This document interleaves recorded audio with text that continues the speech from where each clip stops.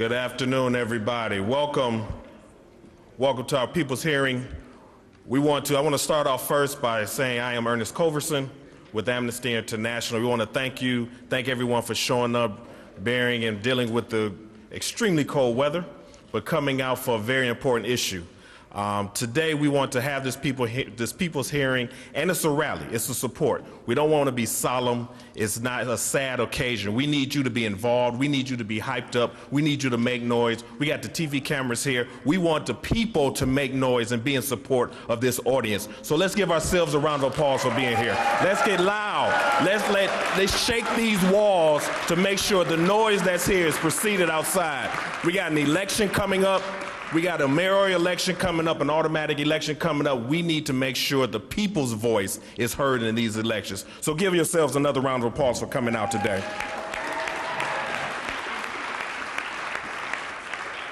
Today's event and rally is brought to you by Amnesty International, USA, Chicago Torture Justice Memorials, Project NIA, and We Charge Genocide. We also are co-sponsored by BYP 100, the Chicago Religious Leaders Network on Latin America, the Coalition of Black Trade Unions, Community Justice for Youth Institute, 8 Days Center for Justice, the Illinois Coalition Against Torture, Marjorie Culver Heartland Alliance Center, the Revolutionary Poets Brigade of Chicago, and many more. But these are groups that have come together to get this ordinance passed, to bring these reparations to the survivors of the City of Chicago Police Department.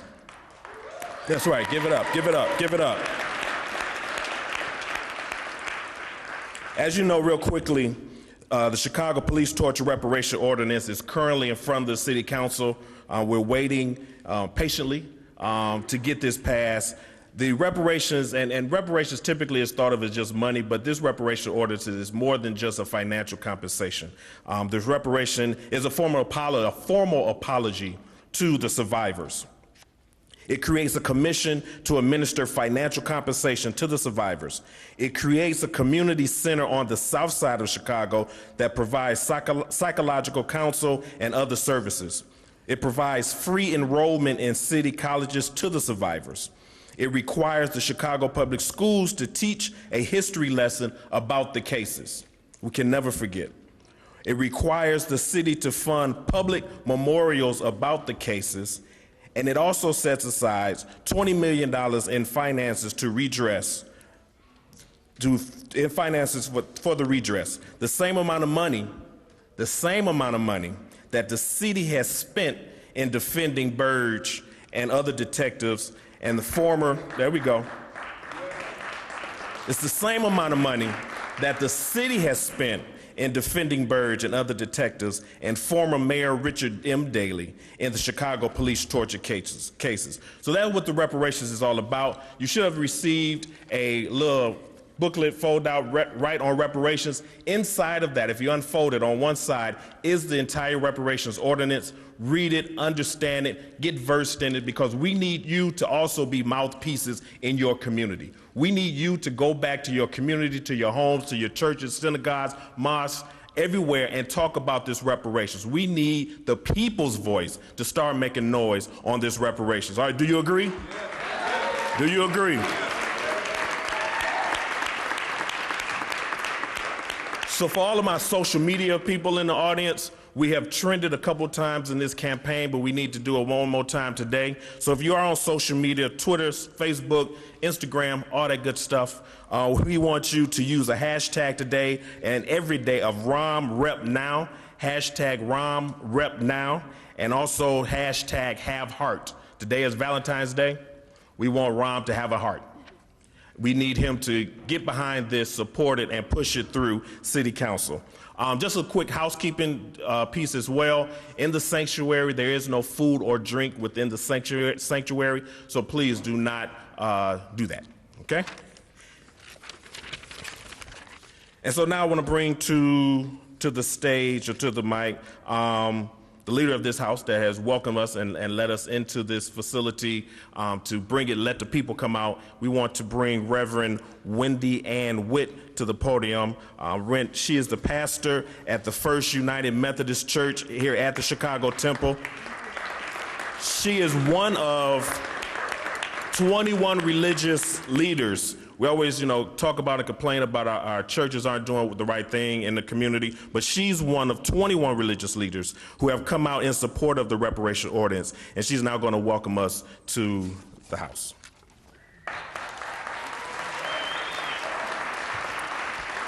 Good afternoon.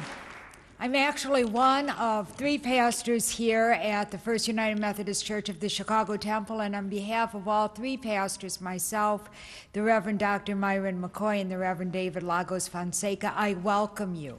One of the things that I do here is I'm the social justice minister at the Chicago Temple.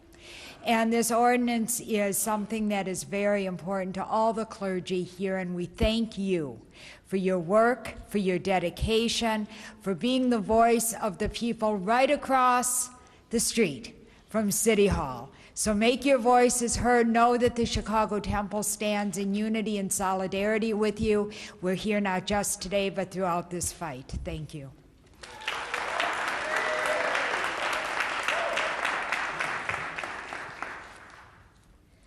And now we bring to the stage, as I said, this is a rally. It's not a solemn moment. We want you to stay engaged. We want you to be high. We want to keep the spirit high. So to lead us off, we will have Ms. Zara Baker, that has studied and performed as a vocalist and storyteller throughout the country. She will now bring us our opening song.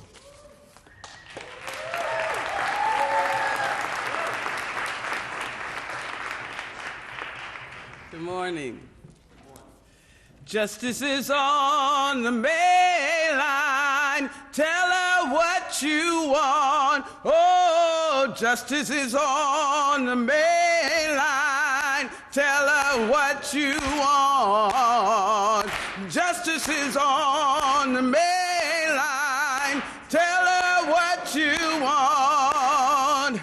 Tell her what you want right now. Oh, reparations for the torture survivors, that is what we want. Oh, reparations for the torture survivors, that is what we want. Reparations for the torture survivors, that is what we want. Oh, that is what we want. Reparations now. Oh, open up, open up, open up your heart. Open up, open up, open up your heart. Open up, open up, open up your heart. We want reparations right now. Oh, reparations, reparations. We want reparations, reparations, reparations. We want reparations, reparations, reparations. We want reparations. We want reparations now.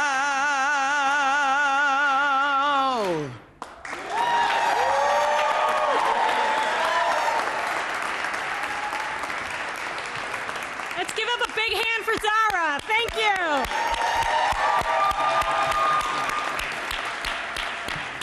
Good afternoon. My name is Joey Mogul, and I'm a proud co-founder of the Chicago Torture Justice Memorials.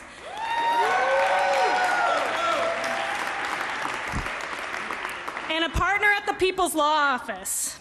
And as Ernest, my co-MC, shared, we are here today to rally for reparations and to have a people's hearing on the current Chicago Police Torture Reparations Ordinance. An ordinance that has been sitting in City Council for over a year and a half now, because Mayor Emanuel and the chair of the Finance Committee, Ed Burke, have refused to provide us a hearing. They've refused to hear from the torture survivors themselves, and they have failed to review the evidence that demonstrates that this ordinance is not only necessary, but it is righteous. and it needs to be passed.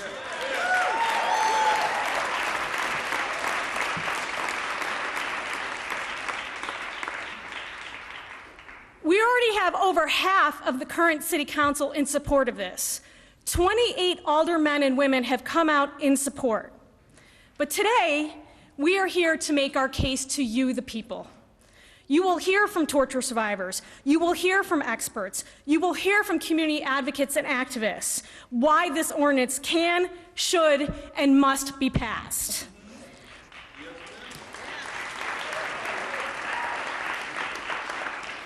So after you hear from all of the individuals we have with us today, we're going to ask you to vote on the ordinance, you as the people. And we are here today with the hope to educate some of you who may not know about the ordinance and to inspire others. And if you are so inspired and moved to want to get this ordinance passed, we ask you to join us in tweeting at Mayor Emanuel today.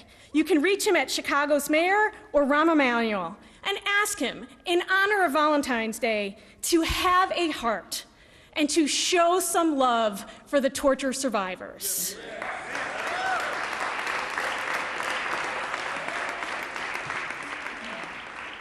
It is such a great pleasure now for me to get to introduce to you our two chief aldermanic sponsors who are with us today. Alderman Howard Brookins of the 21st Ward has been one of the longest-serving politicians who has consistently and persistently championed the cause of the Chicago police torture survivors and getting justice in these cases. He's with us today. Please join me up here.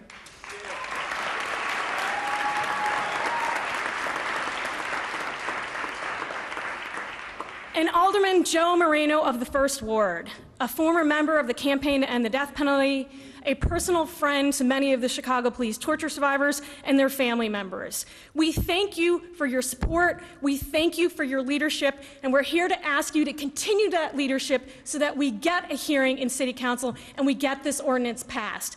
Alderman Moreno, will you join us up here as well?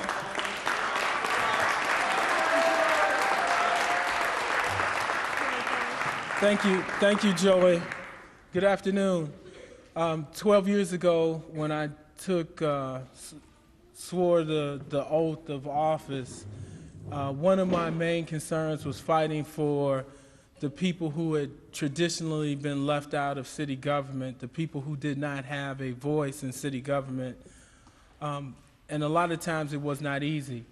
When we started pushing about Burge and stopping the scourge of Burge, a lot of people said, oh, as an alderman and as a city official, you want to stay away from that. Those people were criminals. They don't deserve anything. They did what they said they did. I'm glad that I did not stop that. I'm glad that I was joined by an alderman who had the same tenacity and drive as I did in Proco Joe, because we fought against, the scourge of Burge, knowing that the torture victims and the police with this eeny, meeny, miny, mo, whoever we can find is the one who was guilty of the crime mentality, not only affected the community as a whole.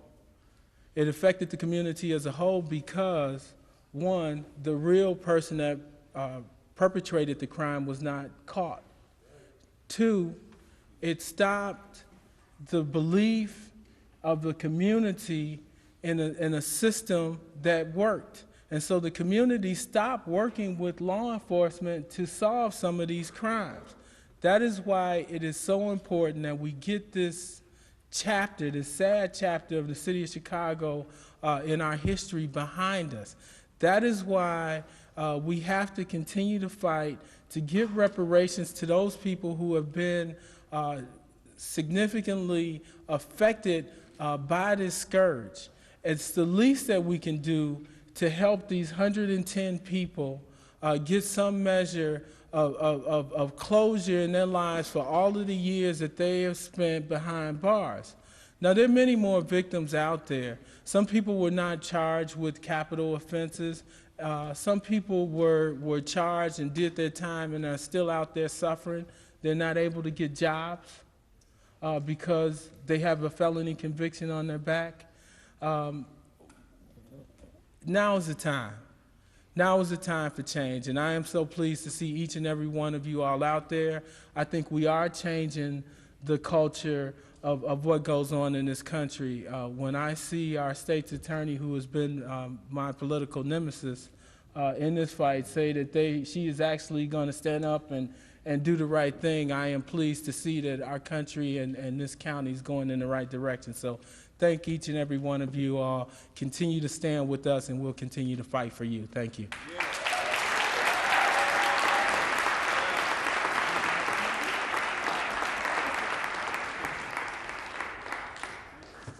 Thank you. Thank you all for coming. Again, I'm Joe Moreno from the 1st Ward, Alderman of the 1st Ward. I see many friends here and a lot of support, which is what we need to get this thing for a hearing. I'm going to be brief, but I think it's important that we take a look at this booklet that was really well prepared that you all have, because we do have 27 or 28 aldermen that have signed on to the ordinance, but there are 50 of us.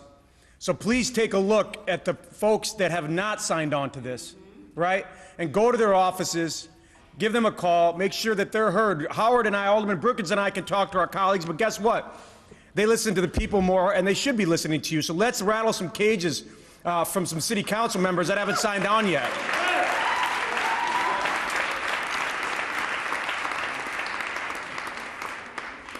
I'm so proud to see Daryl, Anthony, and Mark Clements here. Wow, I mean, these guys are really heroes for this movement. These are the victims that at least myself could never even imagine what they went through, are going through in their lives, and to be able to come out and still continue to fight for justice and those that still deserve justice. Stanley Howard, a good friend of mine that many, if not all of you know, I visited him when he was on death row back in the early 2000s, and thank goodness organizations like the Campaign to End the Death Penalty, the ISO, People's Law Office, and many others fought to rid that disgusting, racist, and ineffective policy that we no longer have here in Illinois.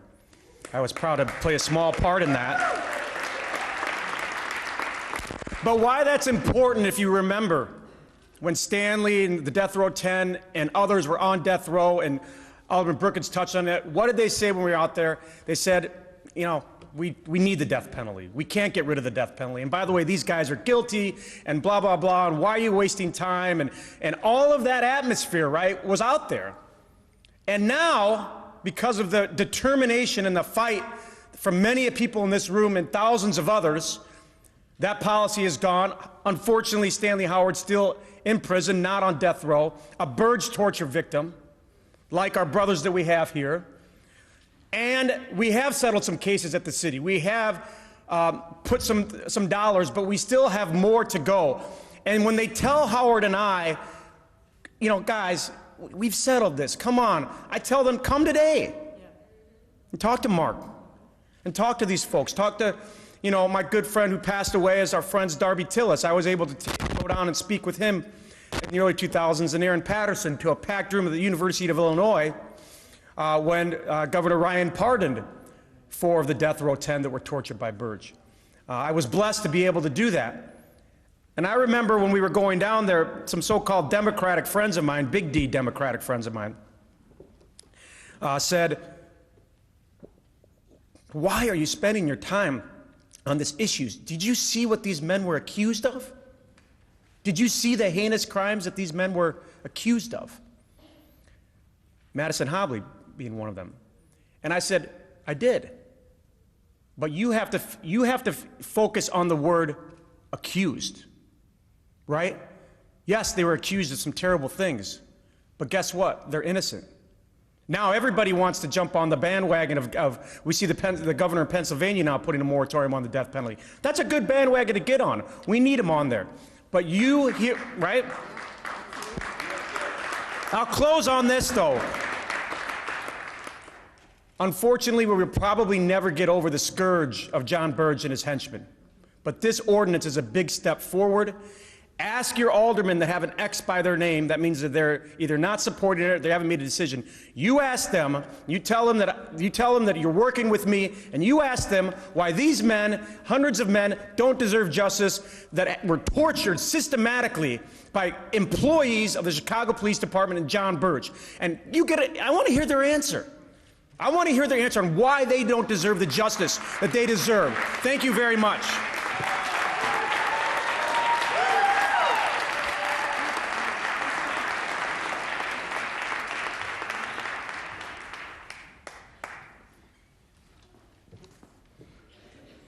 Thank you, thank you. See the leadership we have. We want to continue that push. We want to get leadership in the office that's going to help us get this reparations ordinance passed. Let's give them both another round of applause.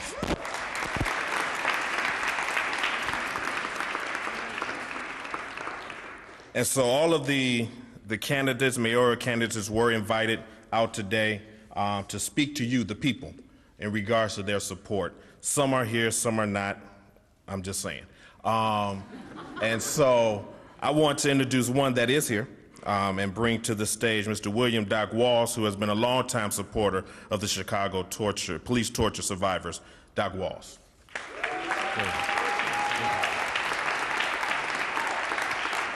Thank you, Ernest. And thank you, Joey. You know, this is a rally. Please get off of your hands. Give yourselves a round of applause for being here. We have permission to make the foundation of this building shake. This is an important issue. Leaders are here. People who care are right here. Blacks, whites, Latinos, Asians. People who haven't been affected by this directly, but were affected by this because we can't stand to see the injustices taking place. So give yourselves another round of applause. Let's get used to making them feel uncomfortable. Andy does it everywhere he goes. He gets out here and he fights. There are so many of us in this audience who are unsung heroes. So many of us who have reputations for fighting against the odds. We're freedom fighters in every sense of the word, and we're fighting for the freedom of those persons who are still incarcerated after having been tortured. They've done absolutely nothing wrong. Yeah, give them a round of applause. Those are people who are behind bars, whose lives have been snuffed out and cut short, and they're separated from their family and friends and the people that they love. They've had to adjust to a whole new reality, and it's not fair. It's not fair, and the only hope that they have is those of us who care enough to get out here and be the voice for their voiceless selves. 1619 to 1865, we had 246 years of legalized slavery in America.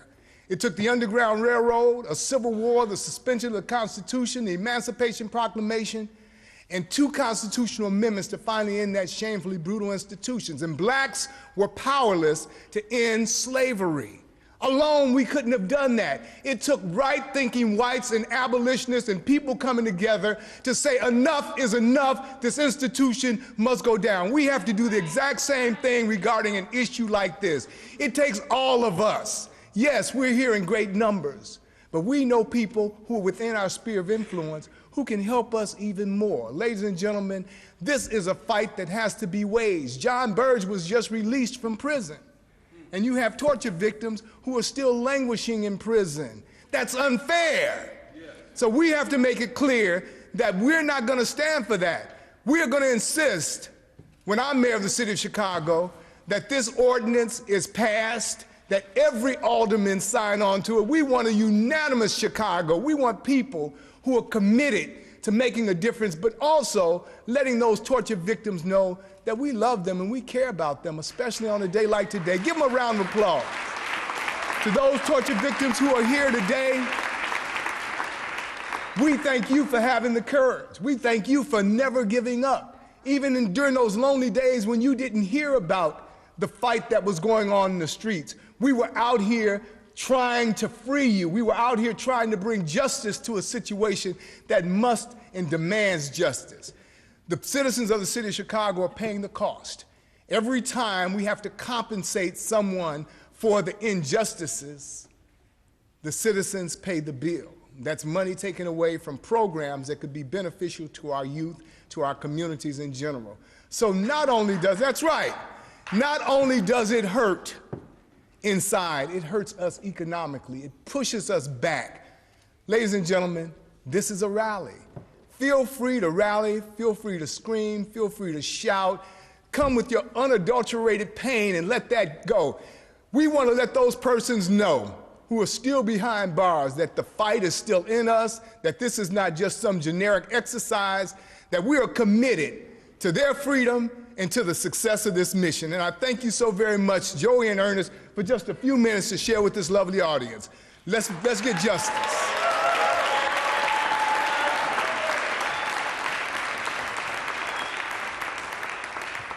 Thank you, Doc Walls, for always lending your voice and support for the Chicago police torture survivors.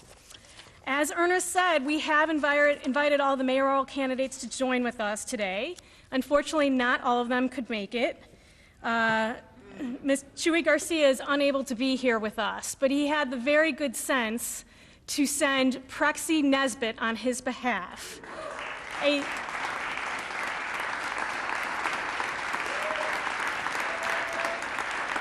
An activist and an advocate who we know and love, who's been out in the trenches fighting for justice here and abroad. We have learned so much from Prexy, and it's an honor to be able to introduce you here today. Thank you so much.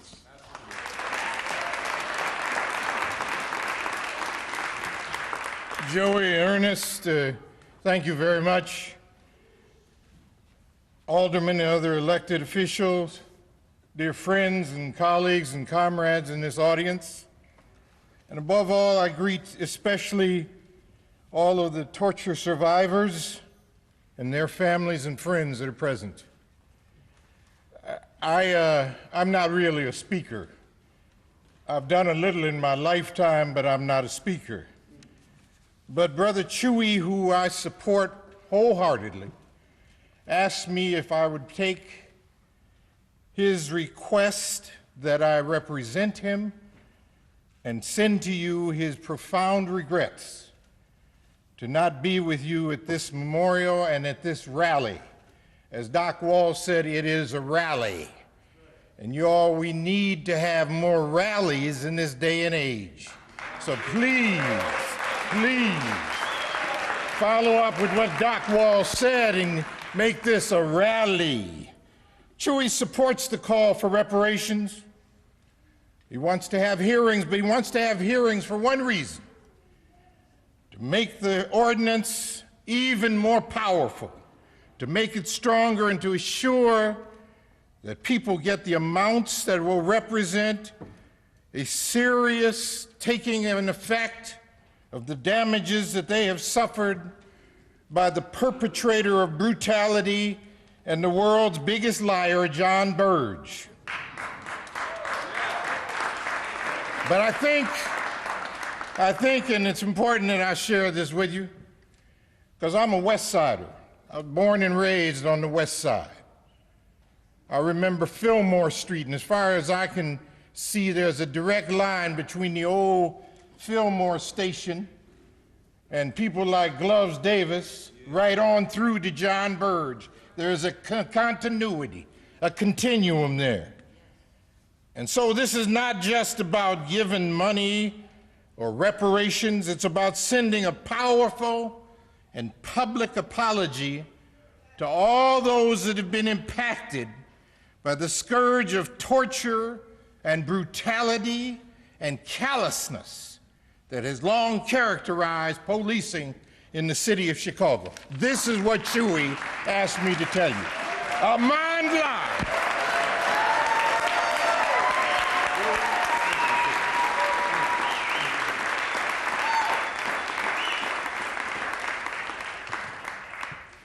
Okay, we're going to switch the order up real quickly here. But today, here on Valentine's Day, we have three men who I know to have some of the biggest and strongest hearts: Daryl Cannon, Mark Clements, and Anthony Holmes.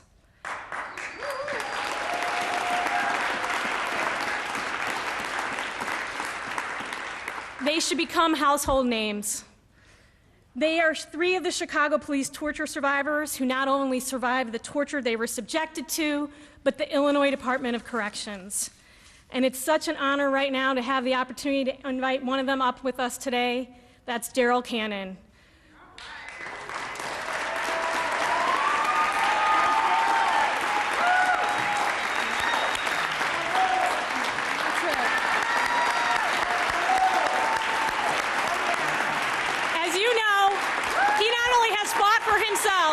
From his own jail cell, but he constantly and persistently fights for all others. With that, I give you Daryl Cannon. Thank you, beautiful. Giving all honors to God, and I'm so thankful to the Reverend for having us here. I know we're being successful. How do I know that?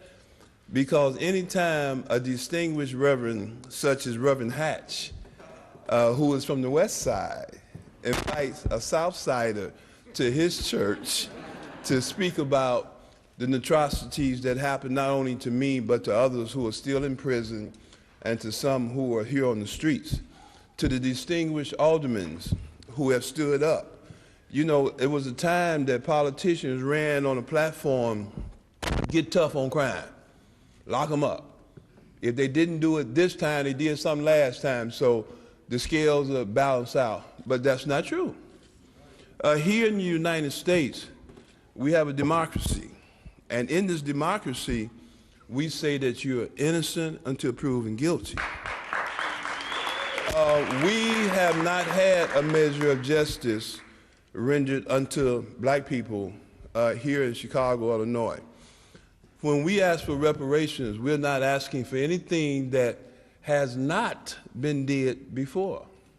The Japanese Americans was given reparations. They was locked up during World War II simply because they was Japanese. The Jewish community has been given reparations because of the Holocaust. We, as black people, simply ask, give us our overdue. Dr. King once said, justice too long delayed is justice denied. The city council, we're saying that it's been too long since you dealt with this issue. And this is the issue that's not going away. This is the issue that is steamrolling.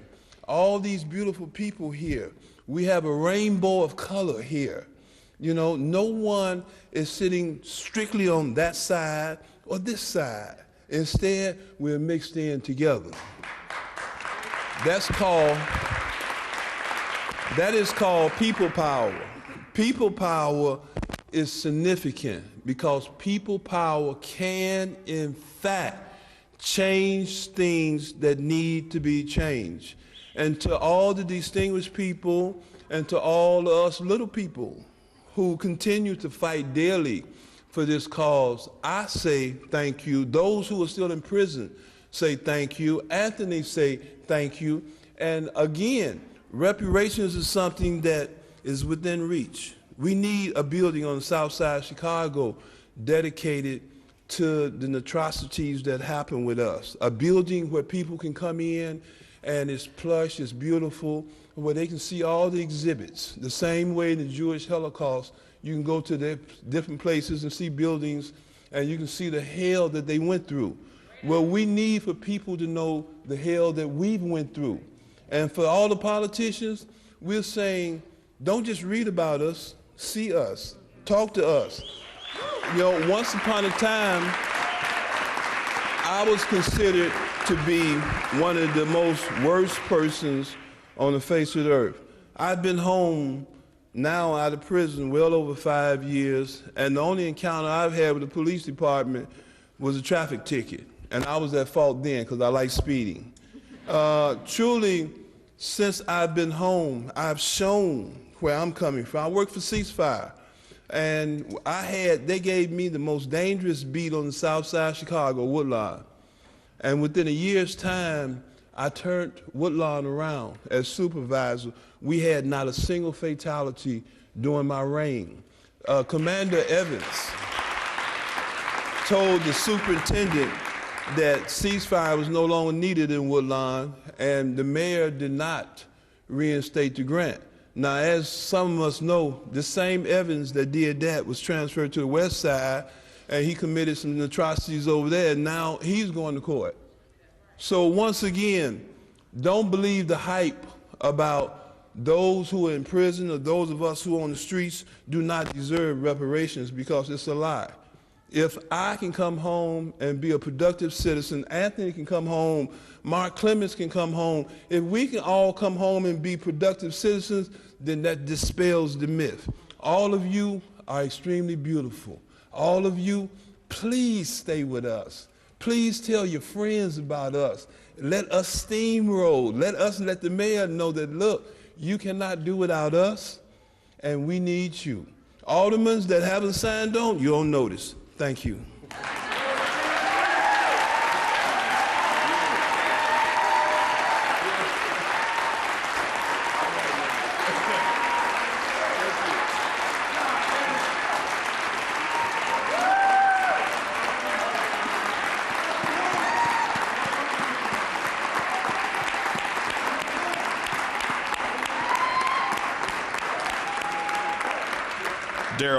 Daryl Cannon. So we want to move real quickly. First, I want to remiss, I did forget one thanks that I wanted to put out. I want to thank CAN TV for being here and being supportive of us throughout this whole time. CAN TV give it up for CAN TV. They continually to be on the case and help us get our message out. So I want to thank them in public. Also, once again, it's a rally. Stay pumped up, keep the energy high. We want to do that now. We want to continue with some of our elected or candidates for elected office. We have a Miss LaShonda Curry, I believe in the building. LaShonda? All right, come on down. Miss LaShonda Curry is an automatic candidate for the 7th Ward who is running against an incumbent who has not supported the ordinance. So bring to the stage now Miss LaShonda Curry.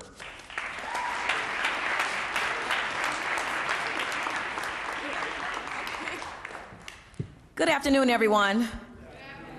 It's just a pleasure to be here in the presence of so many people who have been organized and are galvanizing and putting forth the movement for all the right reasons. Martin Luther King said, right, threat to justice anywhere, right, is injustice anywhere is a threat, right, to all of us, regardless of where we are in this city and in this nation. And so what we got to be really clear about is how do we move and galvanize people to stay focused on the issues. And so here we are again at this very moment, which is pivotal for our city and for our nation, because we see hands up all around this nation, and we see people who can't breathe all around this nation. And so now is the opportunity for us to have a say and have a voice and to have a reason to come together around an issue that is attacking our communities of Black and brown and attacking our sense of democracy. And so we have to find a way to bring democracy back to the people and bring democracy loud. Let it roll like thunder. Let it roll like thunder. Bringing it back to our communities. And the way we do that is by putting people in office who have shared values, who have a shared sense of what our communities really, really, truly need. And what we need is people who care, people who are compassionate, and people who are willing to fight for us regardless and to go against the status quo. Somebody say ashe to that. We need people who are willing, and so I'm asking us all to put forth our very best effort to support this movement and to get behind it and to make sure that on February 24th, we elect people to office who are not pseudo, who are not pretend players, who are not just saying it for publicity, but truly put people in office who will support the movement. Ashe, can we do that? Can we put people in office who will support the movement?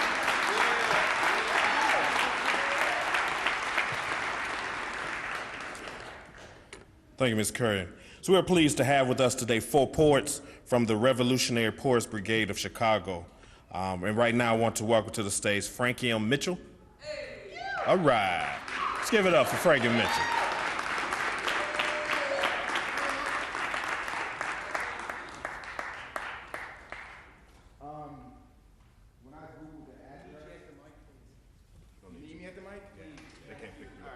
Well, I'll do it for you. When I looked up this address, I didn't know it was a church, so I'm not going to censor this poem.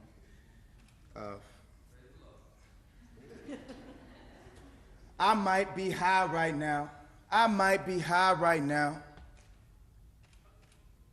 I see an officer over there. I probably should watch my mouth.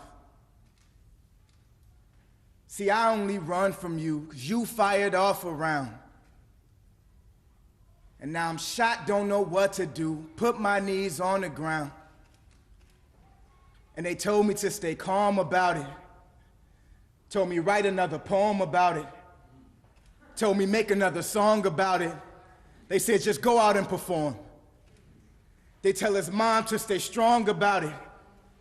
Ask his father to move on about it.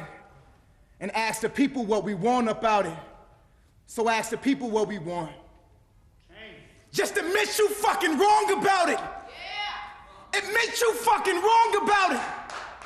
And tell CNN stop talking about it. Yeah. Try to take the human all about us. I wait till they all surround it. Make a fucking bomb about it. And then explode it till we all get out it. Cause it ain't freedom till my soul don't doubt it. Yeah. So give me freedom till my soul don't doubt it. Yeah. Or we might burn this country down. Hey. Because we've been brave without a home. And we might burn this country down, even if we do it on our own. I might be high right now. I might be high right now. Or I'm just in the sky right now. I'm up in the sky right now. I mean, he shot me 6 times, but I feel all right now. So don't give up on me. Don't give up this fight right now. Because I swear I won't stay calm about it. And I won't write another poem about it. And I won't make another song about it. Hey, Adam, that's the last time I perform. They tell his mama to stay strong about it. They ask his dad to move on about it. But when they ask the people what we want about it, they already know what we want. Just admit you fucking wrong about it. Admit you fucking wrong about it. And tell these white people stop joking about it. Try to snatch the human all about them. I'll wait till y'all all surround it. Make a fucking bomb about it. And then explode it till you all get out it. Cause it ain't freedom till our souls don't doubt it. So give us freedom till our souls don't doubt it. Or we gonna burn this country down. Cause we've been brave without a home. And we might burn this country down, even if we do it on our own. And I swear I'm not high right now. I swear I'm not high right now. Thank you.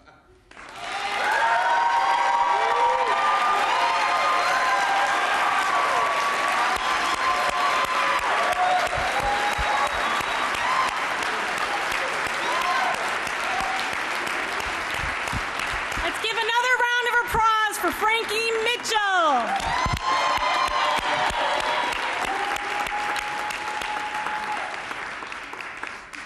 So, you know, this movement's growing. We've got people coming on board every single day. And right now, we've got the faith community here in Chicago with us. We have 21 prominent religious leaders who've come and joined this movement. I want to recognize one of those individuals who's been doing this for the longest with us today, and that's Calvin Morris. Calvin, can you stand? Thank you.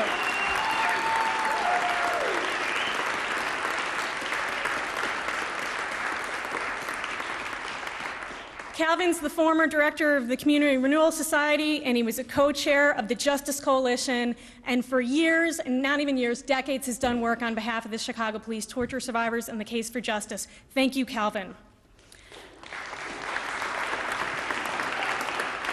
Now it's a true honor to introduce to you right now Reverend Marshall Hatch, who's the pastor of New Mount Pilgrim Missionary Baptist Church here on Chicago's West Side. He's a co-chair of the Leaders Network, and he's been a consistent, eloquent advocate for racial justice. Thank you so much for joining with us today, Reverend Hatch. Thank you, Joni. And to all of you today, this is my kind of crowd and my kind of people, justice-loving people all over Chicago.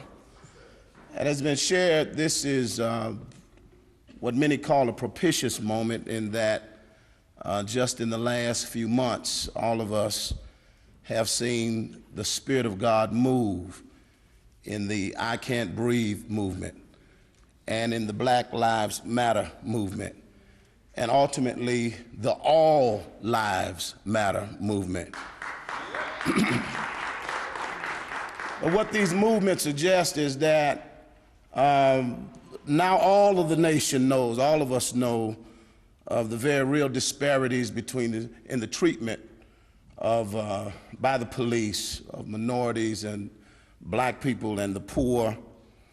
And it is, of course, now a part of a national conversation that we need to get going, and we need to keep going with it.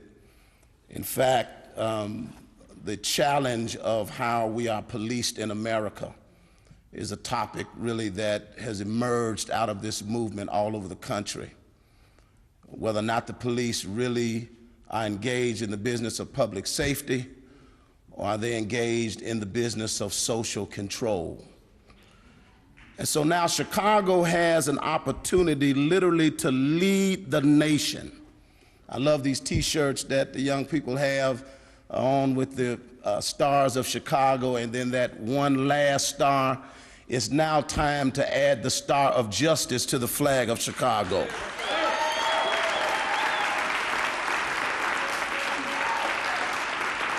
Star of Justice.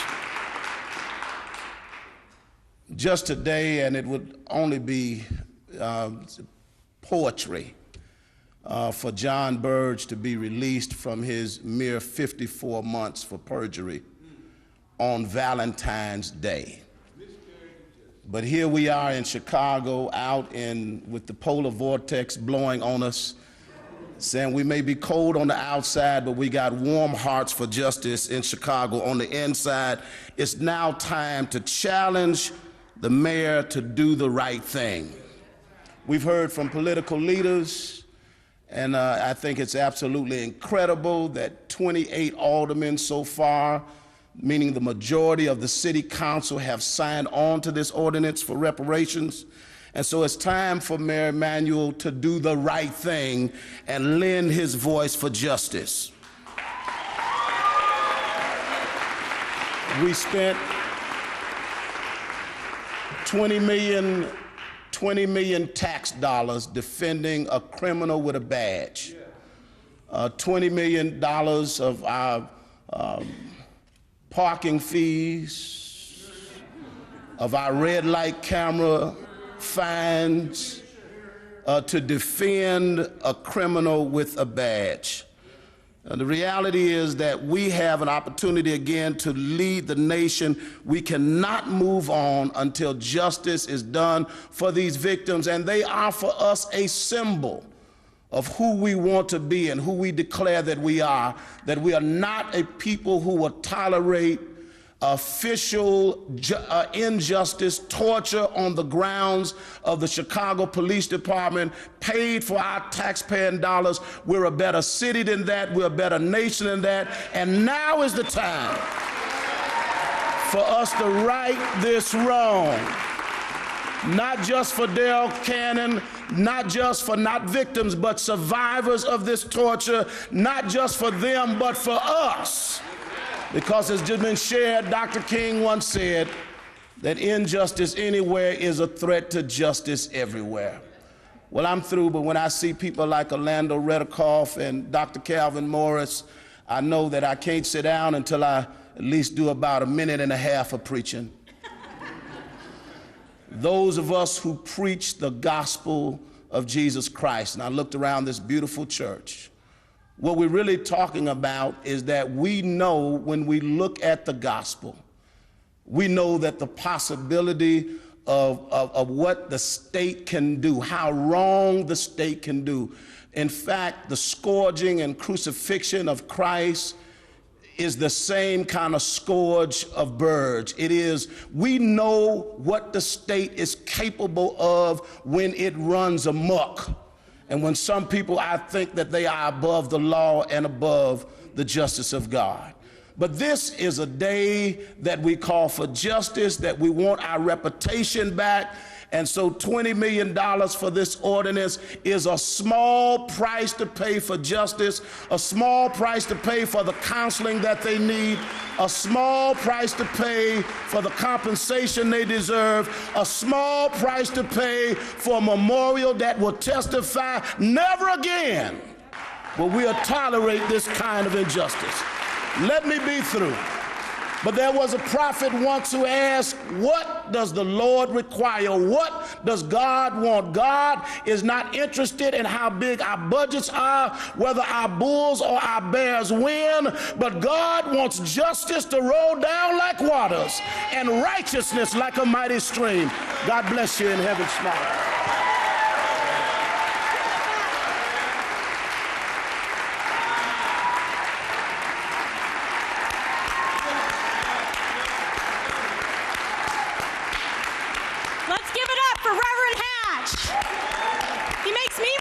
Church on Sunday. Okay, before I bring up the next speaker, I ask that people not take photographs of her, okay? And we understand there's cameras, but no photographs. I want to introduce to you Mariam Kaba, the founder and executive director of Project NIA, who Malcolm London has coined as the angel, prophet, and priestess of transformation.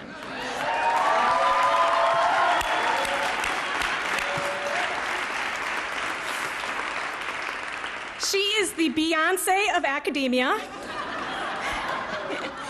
and she is absolutely the smartest, savviest, and most principled and truly effective organizers I know and who I adore and love. She has single-handedly breathed new air into this movement for reparations. I give you the one and only Mariam Kaba.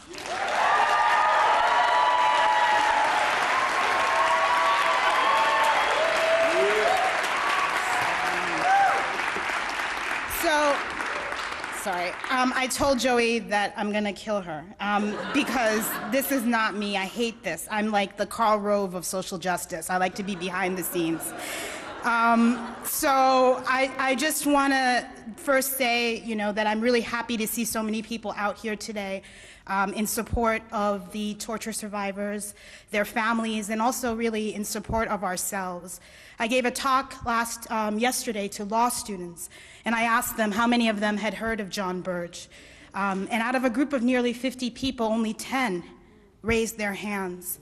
And I thought this is a real big problem because it's important that young people who are studying the law know about Burge and his fellow officers and their breach of public trust and their inhumanity and their disregard for, yes, the law.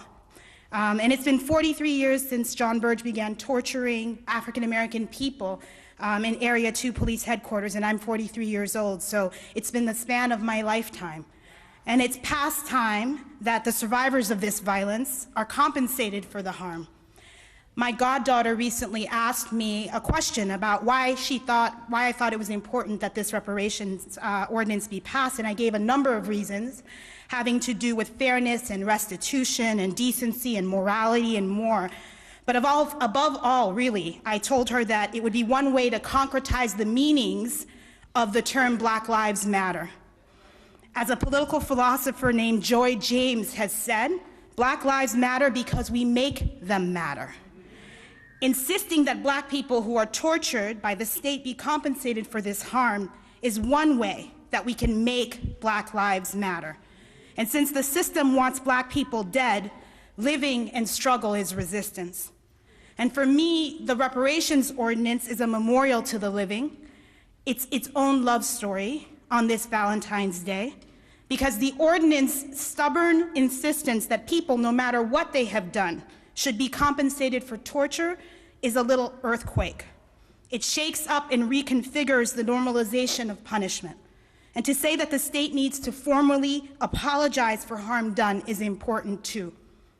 I've been heartened to see recently so many young people, in particular, take up this cause and this issue.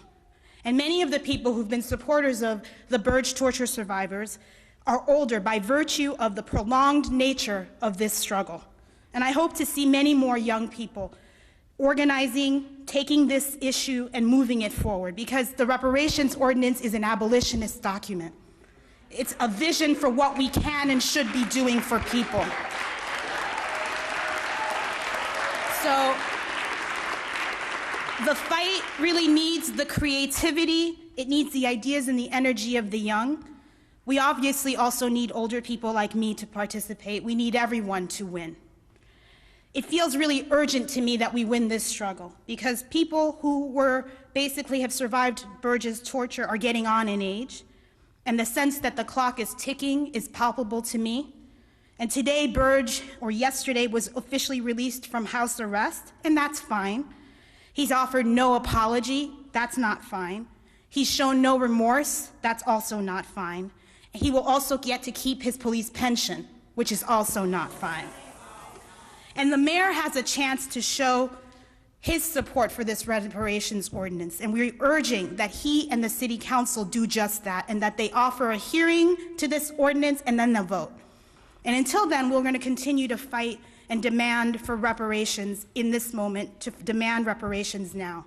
So the important thing is to act. The important thing for us to do is to act together. So I want you to talk about what happened to these people every day. I want you to let everybody you know about this so they know. I want you to speak the names so we don't forget. And I really believe that the world can be better. I believe in us. We have to prefigure the world that we want to inhabit. So the fight that we are in right now is important to that fact. I cannot wait to celebrate our win with all of you. In the meantime, we should remember, as one of our best and brightest and amazing writers of this city said, to live in the along. And I want to end with a poem by Gwendolyn Brooks. It's an exhortation to all of us. I call for you cultivation of strength in the dark gardening in the vertical cold, in the pot paralysis, under the wolves and coyotes of particular silences, where it is dry. I call for you cultivation of victory over the long blows that you want to give and the blows that you are going to get, over what wants to crumble you, to sicken you. I call for you cultivation of strength to heal and enhance in the non-shearing dark, in the many, many mornings after, in the chalk, in the choke. So please, please, please, after today, don't leave us. Grow this movement. Let us push. Let us win. Thank you so much.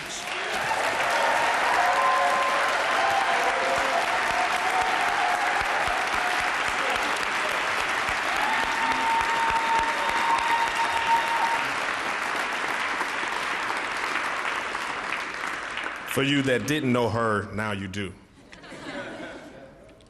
And so we want to keep this going. We want to keep that energy up. We have again from our Revolutionary Poets Brigade, Eric Yankee. All right.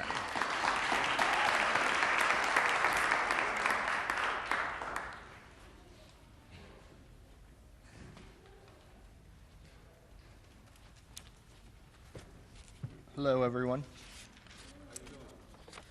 Good. It's good to be here with all of you. It's a beautiful way to spend Valentine's Day. And which mic is on? This one? Okay, sorry. Okay, well, this is a poem I wrote basically as a wake-up call to those who didn't think that police violence affects them. And I'm saying it affects all of us. It's called Peace Poem. Face your pale peace, and you'll wish that your blood had been alive in your silent rattlesnake throat, on the night breath no longer imagined in the lungs of our human angel, Michael Brown. Face your pale peace, and you'll wish that your hood had come unraveled in your voiceless, saw-scaled heart, on the day blue death no longer allowed freedom in air for our human father, Eric Garner.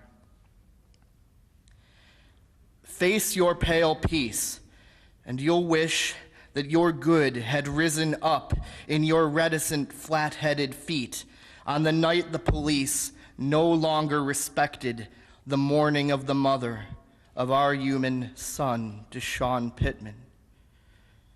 Face your pale peace, and you'll see there is no peace poem when our guardians are killing our children in the gardens. Thank you.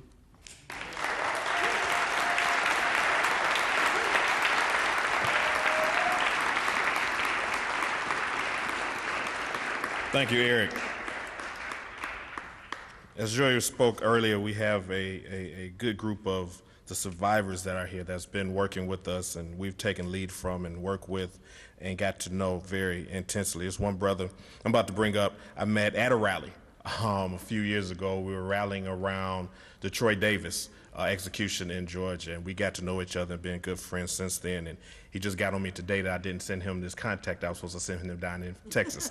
So I want to bring to the stage now Mr. Mark Clemens, a tireless advocate for torture survivors and those on death row. And give it up for Mark.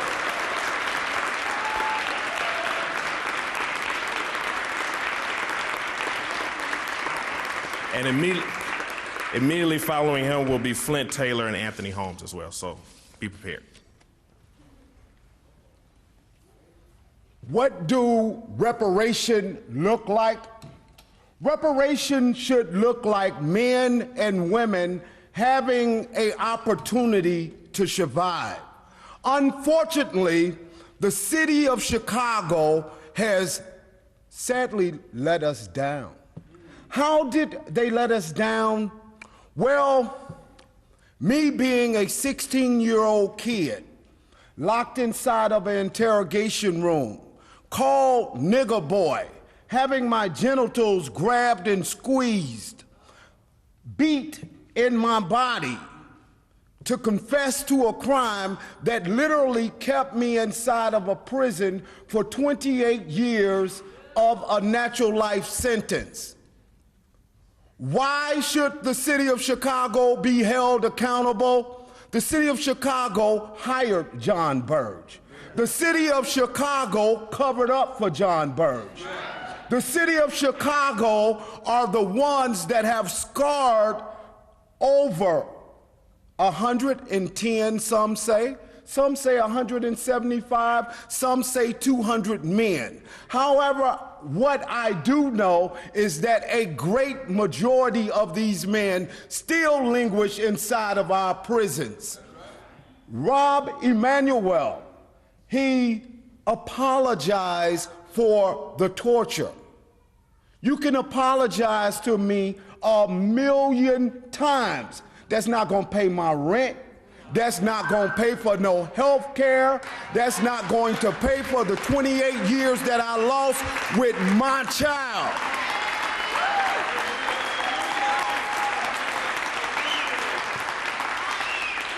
I have a 34-year-old child that literally I was snatched away from in 45 days of her life.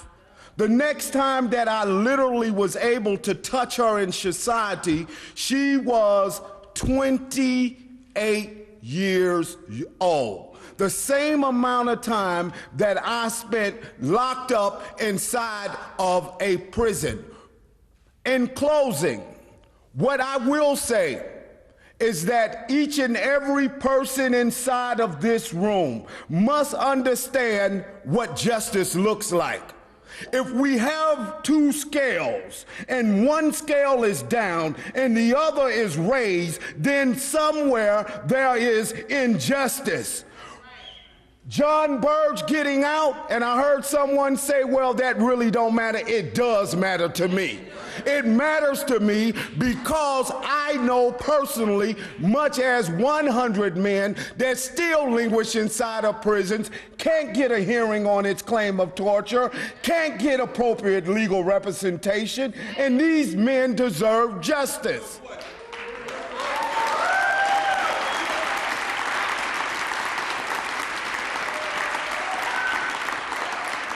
Monday night, A&E, A young man is on death row named Rodney Reed. I'm asking for each and every person in this room on Monday at 8 o'clock to watch Dead Man Talking. This is what I do now today. I travel around the country to save people that were treated like me. Because one thing that I looked at as I explained to an African American judge at 17 years old before he imposed a natural life sentence is this. Literally, men and women walking inside of courtrooms, and they look like mummies. But no adult stood up against the system. Had there been an adult, Joy can tell you that it would have minimized to about 23 torture victims in 1981-82, where it grew. Because I literally wrote from my jail cell enough letters to stretch from here to Texas. I say that when people receive these letters, we must come up with a plan to help these individuals. And in closing, I say free Rodney Reed.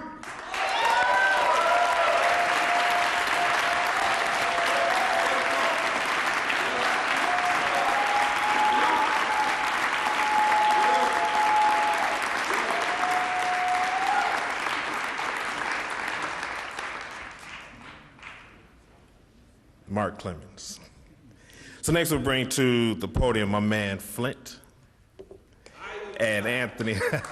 He's a long time in work for justice, the longest at this time, and also one of our partners in this fight, one of the survivors, Mr. Anthony Holmes. We'll follow him as well.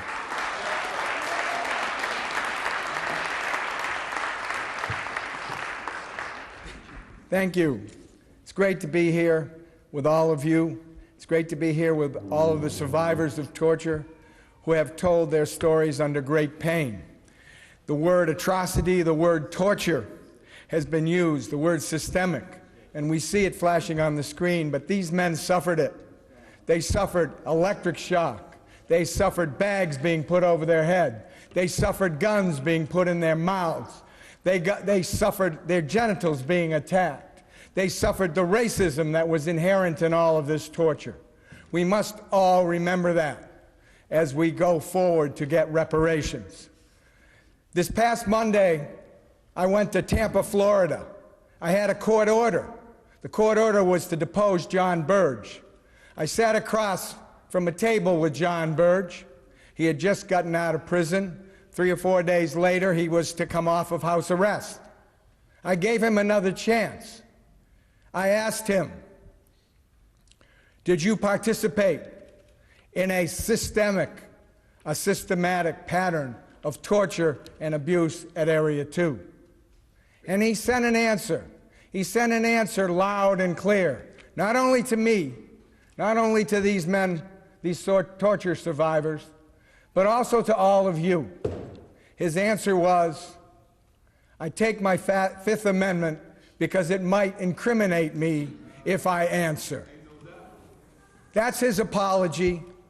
That's his taking responsibility. So he's not taking responsibility, but we are taking responsibility, and we must make all of the aldermen, we must make all of the politicians, whether it be Doc Walls and Chuy Garcia, or all of the people in the state legislature and in the city council, to take the responsibility that they must take. They must take the responsibility for John Burge. They must take the responsibility for him saying, I take the Fifth Amendment. And they must take the responsibility of compensating and giving justice at this late date to the torture survivors. Thank you very much.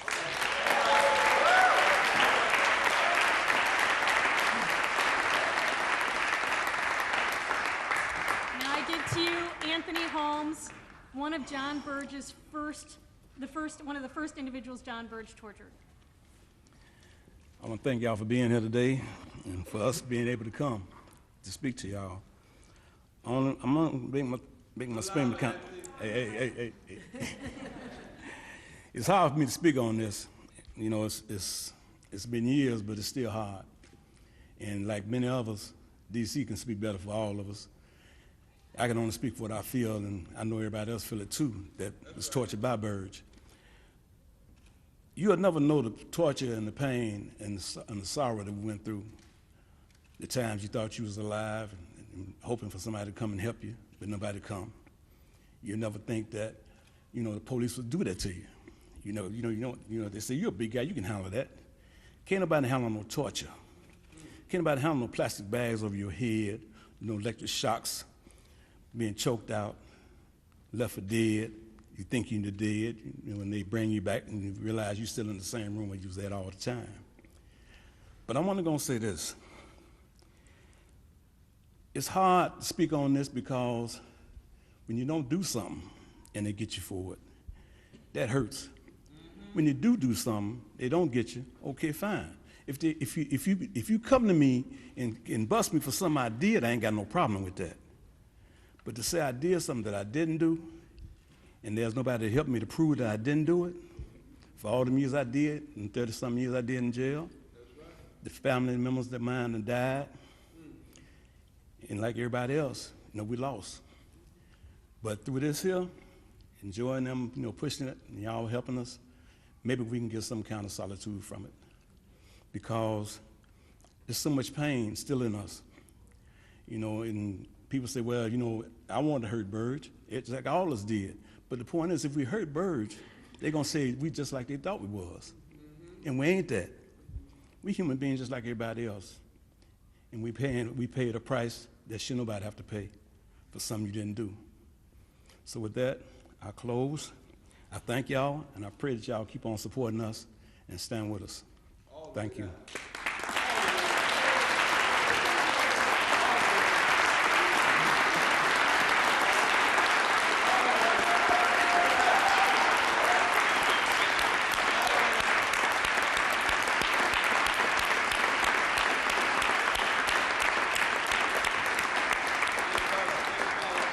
Thank you, Anthony. Thank you for speaking from your heart. Now I'd like to invite up Marianne Joyce, who is a licensed clinical social worker at the Marjorie Heartland Alliance Kovler Center. It's a center in Rogers Park that provides essential and necessary psychological, medical, and other services to a community of torture survivors here in Chicago. Thank you, Marianne.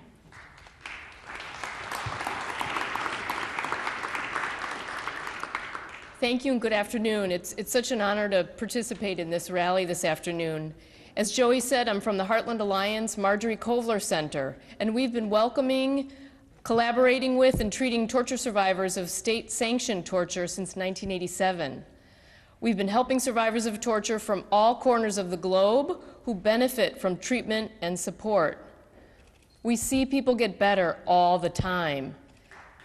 We also have torture survivors who are from Chicago, and they need and deserve treatment and specialized services too.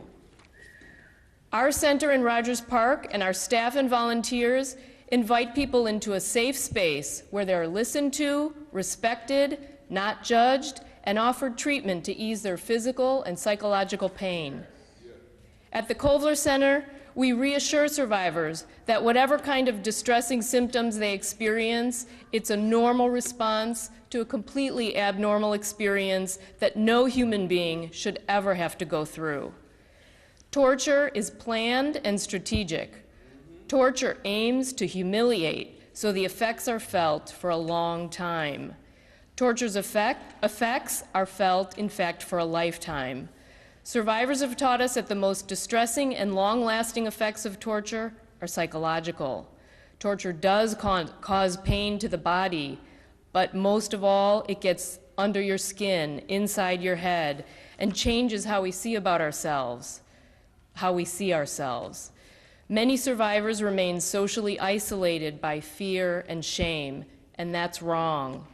We cannot be silent about the enormous human toll caused in the world and at home by more than 141 countries' use of torture. The harmful, damaging, painful effects of torture are felt not only by individual survivors, but by their family members and also by our communities. Our silence about torture is devastating for survivors and has damaging implications for the society we live in. All of us are here to demonstrate our moral support and solidarity for survivors and their ability to rebuild their lives. We also want to see that commitment transformed into concrete and meaningful services like health care, like counseling, like pastoral care, like a physical space for a healing and rebuilding of community. At the Kovler Center, we've seen the positive results of providing these vital services for the last 28 years. They do bring hope and healing. The results are measurable, visible, tangible. Let's not waste any more time. Survivors in Chicago need this support, and we all need it too. So let's keep it going. Thank you.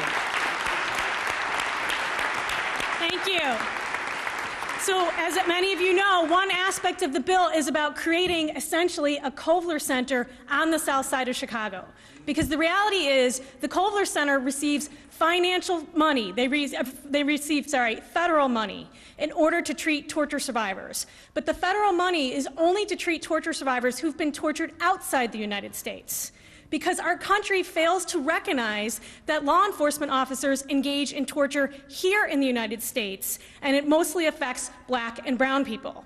And that is why we are asking, as part of this reparations ordinance, that there be a Kovler Center for the Chicago police torture survivors and other law enforcement victims here on the south side of Chicago, where we see some of the most egregious torture, cruel, inhuman, degrading treatment and punishment by law enforcement officials.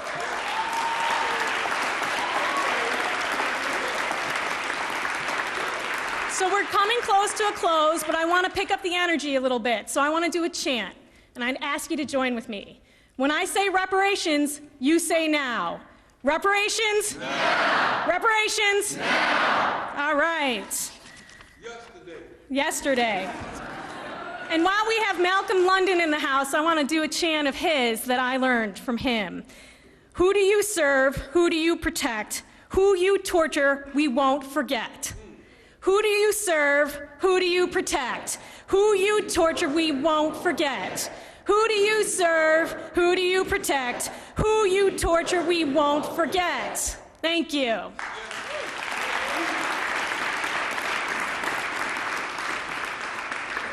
So I think what Marianne explained is that torture not only affects just the torture survivors, it affects their family members, and it affects entire communities. And that is why we need this reparations ordinance, because it holistically addresses the harm that has affected everyone. So before I introduce the next speaker, I do want to just recognize another person in the audience, and that's Mary L. Johnson, who's the mother of Michael Johnson. Mary L., will you please stand up?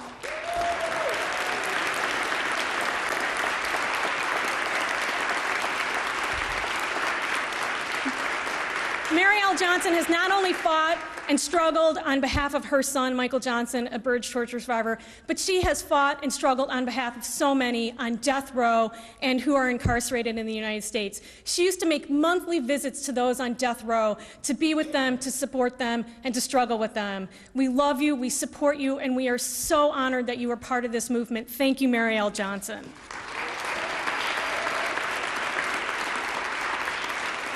I now would like to introduce to you Dorothy Burge, who is not related to John Burge. She's an amazing educator and activist who we are honored to call a friend and co-member of the Chicago Torture Justice Memorials. She's also a member of Black People Against Police Torture, and she's been teaching about the Chicago police torture cases for several years now. Dorothy, please join us. Thank you.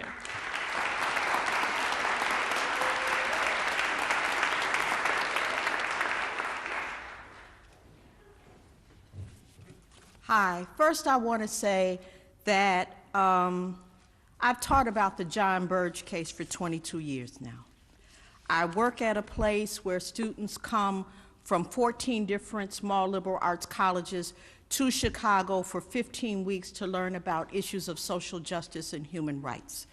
And so during my time of teaching, I have students, the majority of them come from areas where they have extreme class privilege and race privilege.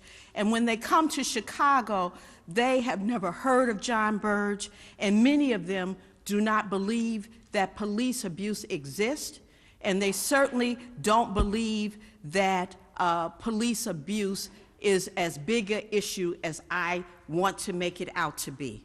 So I come from a teaching framework where I say my framework is what is the what is the so what, and what is the now what. So the what is, for over 2 decades, John Burge and his associates tortured over 141 African American men. Many people knew about this torture and failed to stop it. So mayors knew about it, state's attorneys knew about it, police superintendents knew about it, the police review board knew about it, the police union knew about it, and the torture continued. And so after you know the facts, you really want to talk about, now that you know the facts, so what? So what that people were tortured? The so what is, now that you have the facts, let's talk about the impact of the torture on the people who were tortured, on the communities where the people came from who were tortured, and on the city of Chicago and this country as a whole. So the students are always telling me that this course changed their life, and it wasn't me that changed their life. It was the fact that we have these incredible resources in this city who are willing to share their time and expertise with these students who come on this program. So my students have met with many members of the exonerated. They've met with Aaron Patterson. They've met with David Bates, Anthony Holmes, Mark Clemens, Darby Tillis, Darrell Cannon, and all of these people have come and shared with us about the torture and the language that was used, how they were called racial slurs, what was actually done to them. They also talk about the impact of this torture and the imprisonment on their families, talking about losing family members, not being able to attend funerals, being absent fathers, what it's like to live for years in a supermax prison and not have human contact. We also hear from family members, and I'm really honored that Mary L. Johnson is here, and she talks about the fight for her son's freedom and the fight for other people's sons' freedom. And I will never forget, and I have this quote written down that she said in one of the classes. She said, "My son is not the only one who calls me mother. There are many people on death row who have been tortured who call me mother." So we have met with activists fighting for justice. Many of them, you know their names. I don't need to repeat them, but some of the ones that stand out: Alice Kim, Mary Powers, Stan Willis, Joey Flint, and the list continues to grow.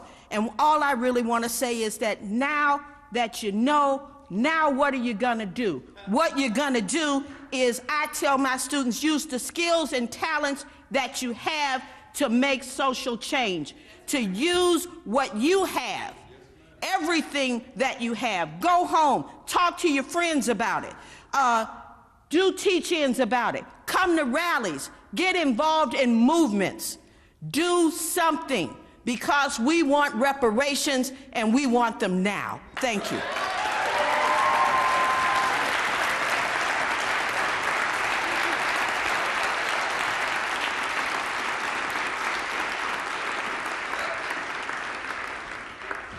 And one more time for Ms. Burge. Let's give it up for Ms. Burge one more time, please. And we want to have from our partners, the Revolutionary Poets Brigade, we want to have another performance by Christina Colin? There we go. Where's she at? Where we at? Come on. All right, here she go. And then after that, we want to have Mario get ready, as well as Martha. And I'll bring you two after this. Ain't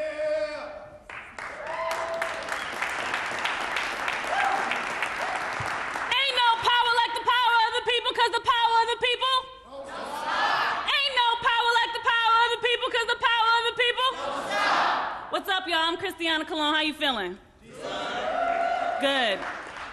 Happy Valentine's Day. I am with the Let Us Breathe Collective. This morning, we led a protest in Lincoln Square called Black Brunch, where we disrupted brunch and read off the names of folk that have been killed by police violence. And we planned to go to 10 establishments. We only got to 5 before the police came and told us that we would be arrested for trespassing if we went any further. But in each of these establishments, we handed out cards to people on little Valentines to let them know that love is not just a sentimental affect. It's not just how you feel about your bae, but it's an action, and it's a force for radical change. And so that's what we are here for today, is to demonstrate that our love is a force for radical change.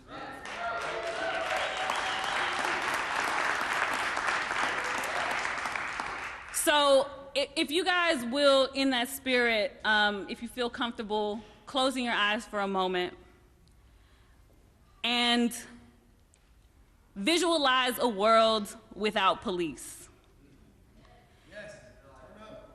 And if that's a difficult thing for you to visualize, start by answering all of the doubts that come up in your mind. Well, what would we do if someone stole my iPhone? Who would I call?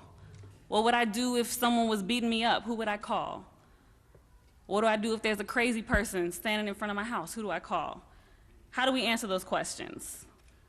Do we answer it with more resources for mental health? Do we answer it with more loving communities and knowing our neighbors? If we don't know the answers to those questions, we cannot shape that world. So one of the things that I always ask my students to do, and those that I believe are the future leaders, is to be able to envision the world that they want, because if you can't envision it, then you can't create it. So this piece is that call to action, and the call to action for the young people who have been on the forefront of this movement to really envision the world that they want to create, a remix for remembrance.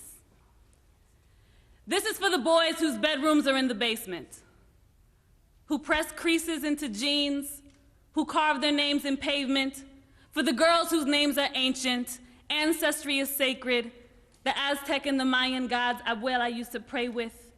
This is for the dangerous words hiding in the pages of composition notes, holy books in Sanskrit. This is for the patients who wait for medication, for the mothers microwaving beans and rice at day's end. This is for the marching bands and girls at quinceañeras, the skaters and the riders whose moms are eloteras laughing, cops don't scare us, we sag so elders fear us, we will rewrite your textbooks in our own language if you dare us. This is for the Sarahs, the Angelicas, the Shawns, the Beatrices, Paulas, the Danielas, and the Dawns. We scribble sunlight in the margins of horizons with our songs, for all the voices tangled with the silence on our tongues. Fireworks at dark, rivals in the park, tired shirts that sweat your scent on hangers in the closet, for the boys who fix the faucet while their sister fixes coffee because mommy had to leave for work at 6 a.m. and laundry isn't folded yet. You don't have to hold your breath. You don't have to behave. Stage your own rebellion, paint canvases with rage and religion, and prayers for the pilgrims sleeping in the train cars at the border and their children. Filibuster the Senate and bust markers on the pink line. Stay in the prosecution's case and force the judge to resign. Force the crowd to rewind the lyrics you invented. Speak away the limits of the heights of your existence. Be a witness, be a record, be a testament, a triumph. Set your poems flying in the glitter of the planets. Feed open mouths with truth. The truth is, we are famished. The universe is starving for the symphonies you play, clarinets and thunder, and the syllables you say are the instruments. You are infinite. Stretch your hands to heaven. Let your throat throttle the rhythms of all your fallen brethren. Your legacy is present. Your history is now. You are the 10th degree of sound. You are the nephews of the sky. You are the bass line and the hi-hat and the snare drum and the cry of red Septembers. You are the architects of winter. You are the builders of the roads that you're told you don't remember. You are the builders of the roads that you're told you don't remember. You are the builders of the roads that you're told you don't remember. Skate City Hall to splinters and tell them you remember. Send diamonds to your islands and tell them you remember. Cast your poems in the river and tell them you remember. Find your God inside your mirror and tell her you remember. It is our duty to fight. It is our duty to fight. It is our duty to win. We must love each other and protect each other.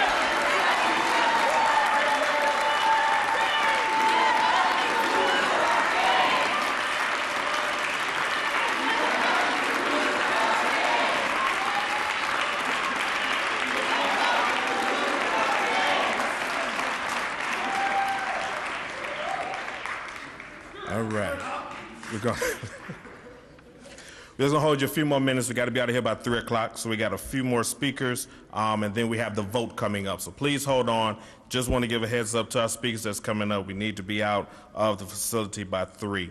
But I want to bring up now, Mario Venegas is an amazing human rights activist, a torture survivor from Chile. And so it's not only happened here, it's happening worldwide. He lives here now in the Chicago area, but he's a survivor of the same style of torture and things, and can bring that international lens into this conversation as well. So I want to bring to the stage now Mario.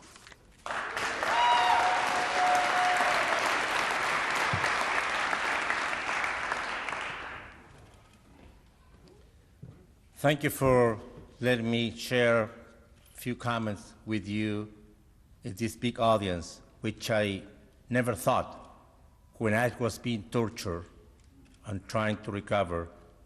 I was tortured 40 years ago, exactly in this month of February 1975. I was in the chamber torture.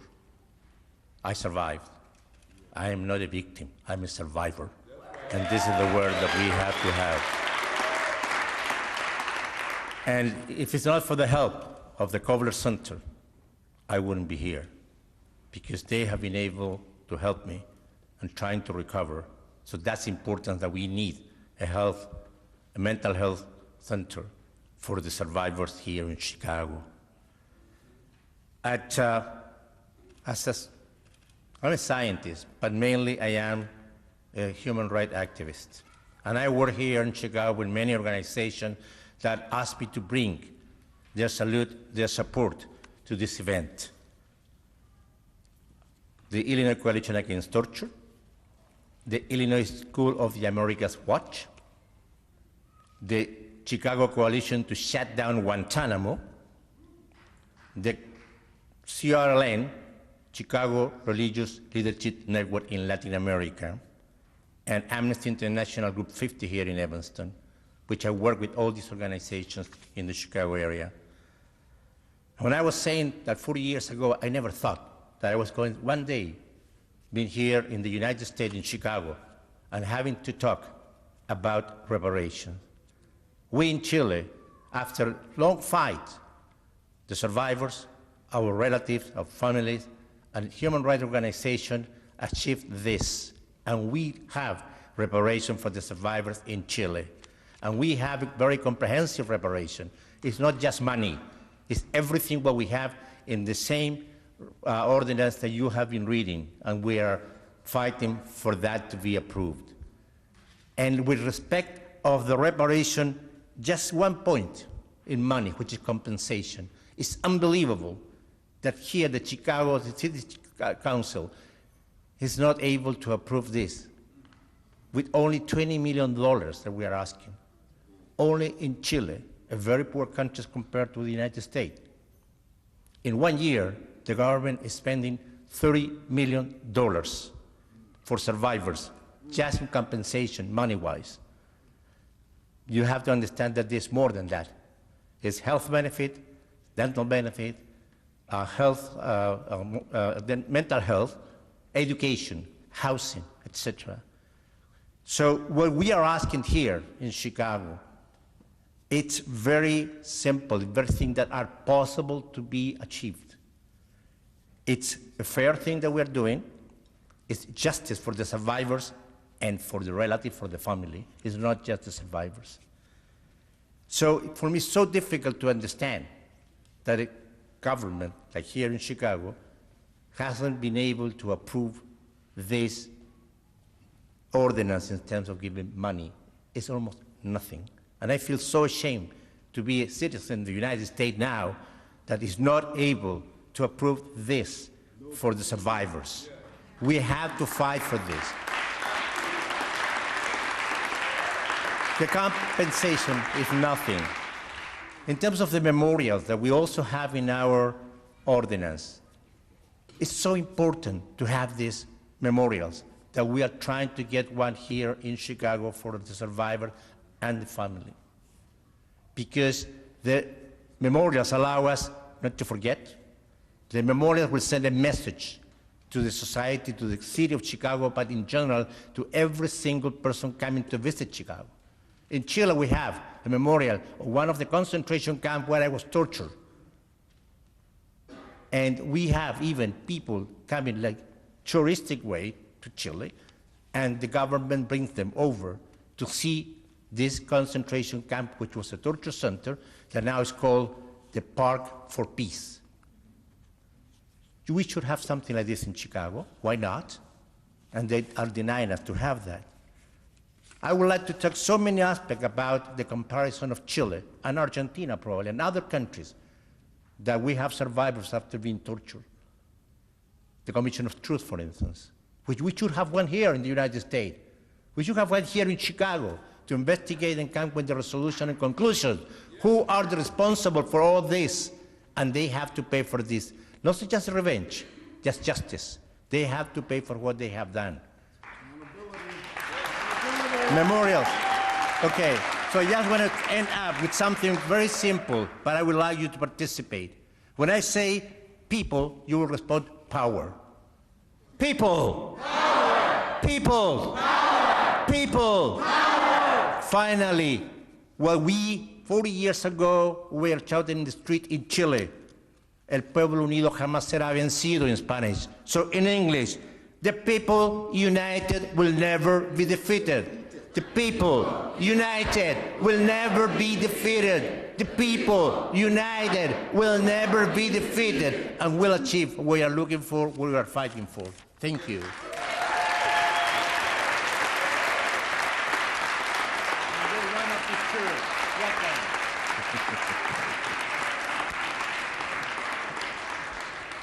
Thank you, Mario.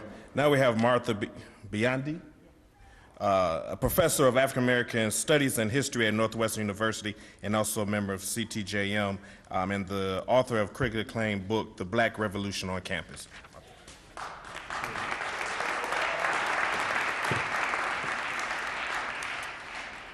Good afternoon, everyone, and I'm going to be very brief because we're almost finished here inside, and we're going to close with a collective memorial across the street with all of you hopefully participating. So I'm going to be very brief. But I just want to, I'm a historian, and I want to speak for a minute about why history matters. Why history matters to the future that we're struggling for. We're imagining a future free of racism, a future free of racist policing. But unfortunately, we as a nation have never confronted our history of lynchings and racial terror that marked this country during the long era of apartheid in the 19th century till about 1950. And unfortunately, what that bequeathed to us was a so-called justice system that was marked by a racist policing and racist punishment and prisons. There's a new report by the Equal Justice Initiative. It came out last week, and they did a report on lynching, the history of lynching in the United States, and they studied each and every one.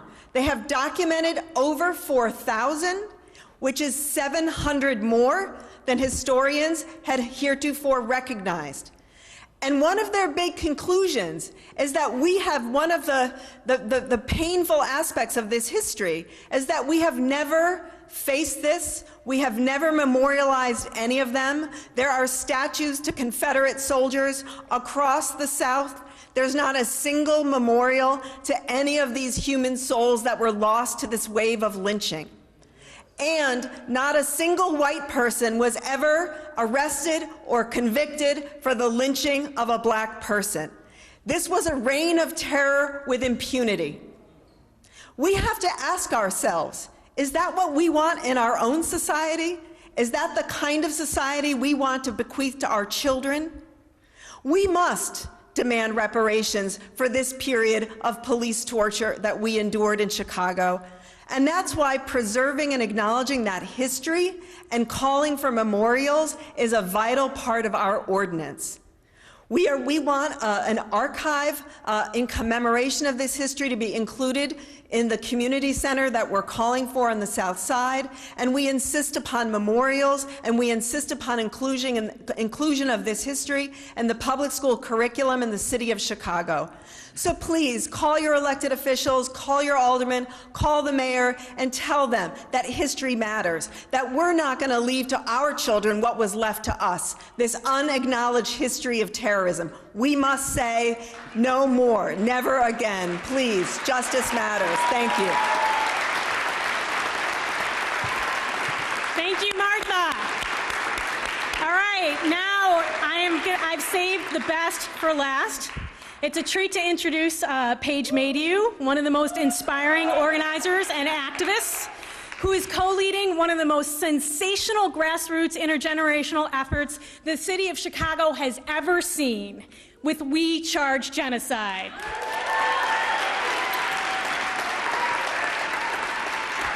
Without further ado, I give you Paige May. Hey, everyone. So Joey asked me to talk about why I think this reparations ordinance is important in the context of international law, movements for reparations, and the Black Lives Matter movement in 2 to 3 minutes. So I'm going to do my best, but it's going to go over that. So the first thing I want to say, so I am one of 8 people, young people of color, who actually went to the United Nations in November. And we went to submit a report about police violence, Chicago police violence against young black and brown people, to the Committee Against Torture of the United Nations. Now, this is a committee that monitors the U.S.'s participation and how well they're following the Treaty Against Torture that they signed in 1994. So we were there along with about 50 other people, just like regular folks from grassroots and nonprofit groups from all around the United States. However, about half of them were from Chicago. And so we see the impact of this after that session ended and we get back, about 2 weeks after the UN released its concluding observations, talking about what they see as the main issues in the United States when it comes to torture. Police violence was a huge part of this, and the Chicago Police Department is the only police department that is called out. And the UN called out 3 specific things: the torture of young black and brown people in Chicago, the murder of Dominique Franklin through tasers, and the need for the US to pass this reparations ordinance. So when we talk about Mayor Rahm Emanuel's slowness to actually sign on to this, I'm not really interested in saying that he has a moral obligation to do this. I don't think he's much of a hero if he does this. I mean, no disrespect to other mayoral candidates who are saying that they plan to sign on to this. That is your job. That is what the UN said you need to do. Like, it's not a big deal.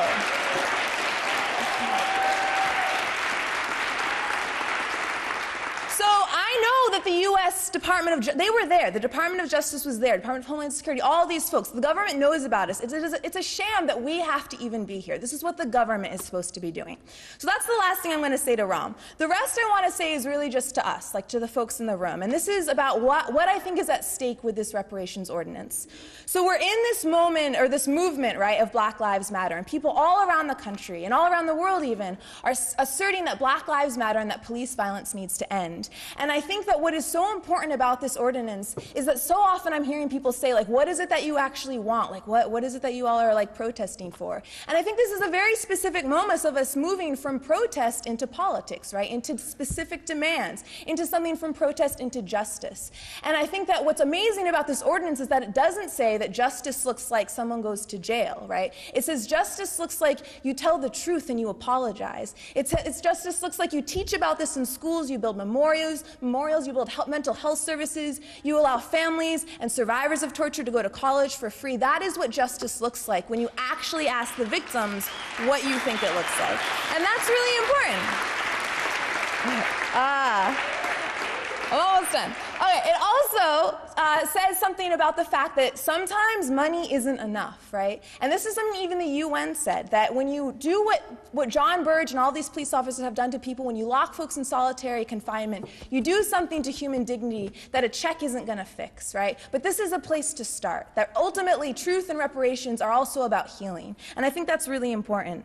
It also, this movement is an assertion that Black Lives Matter, which is something that Mariam Kaba was speaking to earlier. That is so significant. We need movements like this to continue making that assertion, because if we don't, Black life doesn't matter, and that's the reality of the situation. And the last thing is that this reparations ordinance starts to move away from thinking that justice is just about punishment, right? And it starts to understand that justice is a lot more than that it is about truth, that it is about reparations and healing, but it's also about communities coming around, victims, listening, and supporting the demands of those who have been affected by this violence. So I want to wrap it up with Asada Shakur, who I'm really glad has already been brought into the room by Christiana. So one of my favorite poems is called Leftovers, and it's in her autobiography, and I just pulled out parts of it because it's long. But she says, after the bars and the gates and the degradation, what is left? After the lock-ins and lockouts and the lockups, what is left? I mean, after the chains that get entangled in the gray of one's matter, after the bars that get stuck in the hearts of men and women, what is left? After you know that the shrink is a pusher and the word is a whip and the badge is a bullet, what is left? After you know that the dead are still walking, after you realize that silence is talking, that outside and inside are just an illusion, what is left? I am at the top and bottom of a lower archy. I am an earth lover from way back. I am in love with losers and laughter. I am in love with freedom and children. Love is my sword and truth is my compass. What is left? Peace. Let's give it up for Paige May!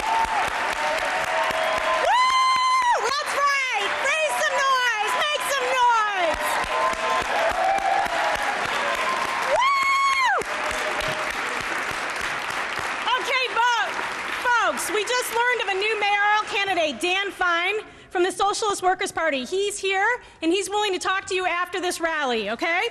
Now, did everyone get a piece of black or blue paper so that you can take a vote on this ordinance? Okay, wonderful. At this point, we're going to ask you, you get an up or down. Would you vote for this ordinance? Stand up, raise your black piece if you would vote, black piece of paper if you vote for this ordinance. That's right. Let's get a visual of this. Fronte, come up here. Everyone who votes in favor of the ordinance, raise your black piece of paper, because Black Lives Matter. Everyone against this ordinance, raise your blue piece of paper. We got no blue. Okay, folks. We are so grateful that you've come here today, and I can tell you, as someone who's been doing this for 17 years, that organizing has made the difference in this struggle. There is no way we would be here today with 4 police torture survivors exonerated off death row, the abolishment of the death penalty, 16 individuals exonerated, others who've been released from prison, without organizing. The reality is you, the people, make a difference. And we're going to ask you today, in addition to calling Mayor Emanuel, in addition to going to your aldermen and women and demanding that they support this reparations ordinance, we are asking you to join with us on Daley Plaza right now. We want to build a memorial, a wall of names to the torture survivors. We're asking you to stand up for the torture survivors, to raise their names, their presence, their humanity in the sky. We want you, by raising a flag that bears the name of each of the torture survivors, to lift their courage, their resilience, and their fortitude. So we're asking each of you, please, when you exit today, grab one of the banners that has one of the torture survivors' names and head out to Daley Plaza and hold up a flag for each and every one of the torture survivors. Because as Kelly Hayes says of the Chicago Light Brigade, we need your hands and we need your hearts to help us now. Thank you, grab a flag, and justice we will prevail.